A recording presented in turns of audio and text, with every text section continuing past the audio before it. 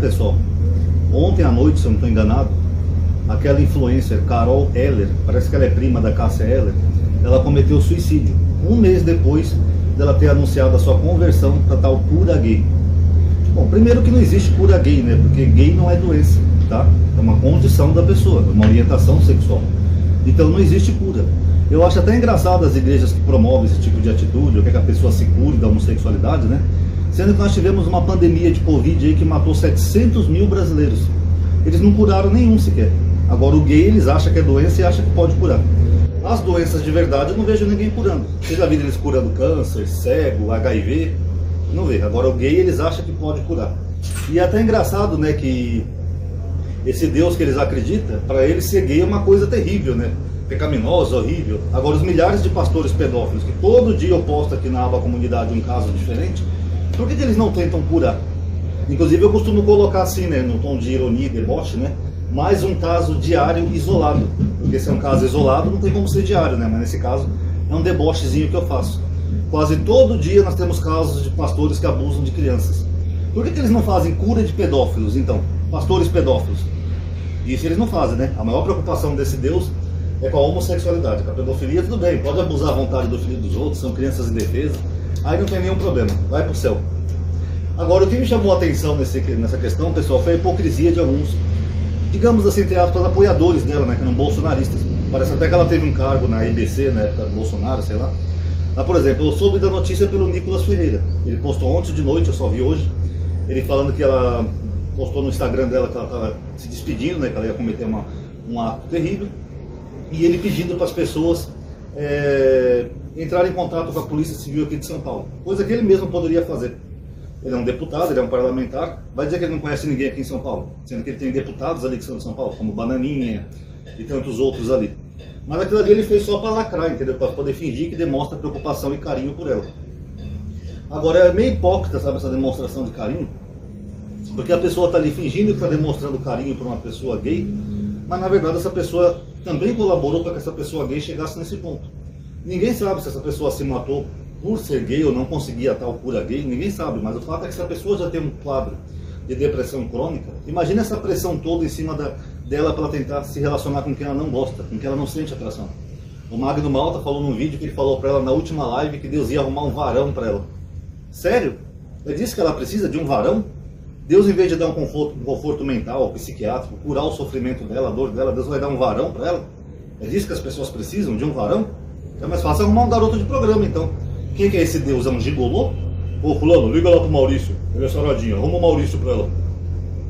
E depois eu que sou o herege, né, pessoal? Olha como eles tratam o Deus que eles dizem acreditar. E no caso do Nicolas, é aquilo que eu já falei pra vocês, né? É aquelas pessoas que são preconceituosas disfarçadas, né? O Nicolas é um preconceituoso trans. Ele é preconceituoso, mas finge que não é preconceituoso. Porque a partir do momento que a pessoa fala assim, eu não sou homofóbico, eu tenho até amigos que são gays, mas ao mesmo tempo a pessoa faz aquela pessoa se sentir horrível, suja, imunda, abominável, faz aquela pessoa acreditar que tem um Deus lá em cima que odeia aquela pessoa, e quando aquela pessoa morrer ela vai arder num tal fogo do inferno, essa pessoa está fazendo aquela pessoa se sentir mal. Então, tecnicamente, por mais que a pessoa diga que não é homofóbica, ela é sim, porque ela está fazendo aquela pessoa se sentir mal e terrível. É o mesmo que eu falar assim, não pessoal, eu não sou racista, tenho até amigos negros, mas eu acho que os negros são inferiores, eles são preguiçosos, são bêbados e nunca vão ser ninguém na vida, mas eu não sou racista. Ou que nem essa causa de Israel-Palestina. Não, Ronaldo, eu não sou antissemita.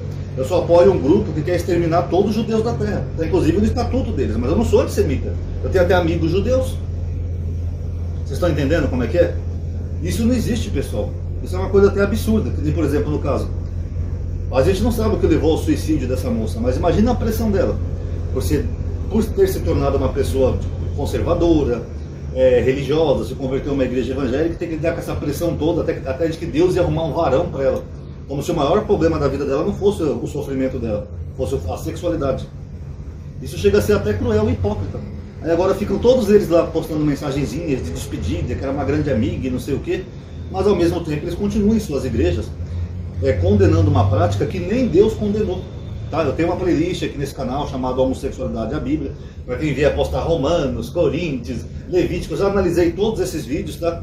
Tanto que até o Malafaia, que eu te confio que viu meu canal, até o Malafaia falou uma vez, nem Deus proíbe, meu irmão. Porque Deus não proibiu.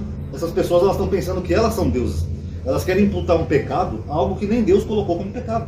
E pior, o pior pecado do mundo, né? Como se matar, assassinar, a pedofilia e outras coisas não fossem importantes. Esse Deus está preocupado é com o feio dos outros. Olha o tanto de barbaridades que a gente tem no Brasil e no mundo. Olha as crianças lá do Oriente Médio, não vou nem citar lá, estou falando só do Oriente Médio, que são vítimas de violência todo dia. Mas esse Deus está preocupado com uma relação homossexual. Complicado, né, pessoal? Imagina a pressão que ela sofreu nesse lugar de cura gay, porque não existe cura gay. Esses lugares, na verdade, eles fazem um terror psicológico na pessoa.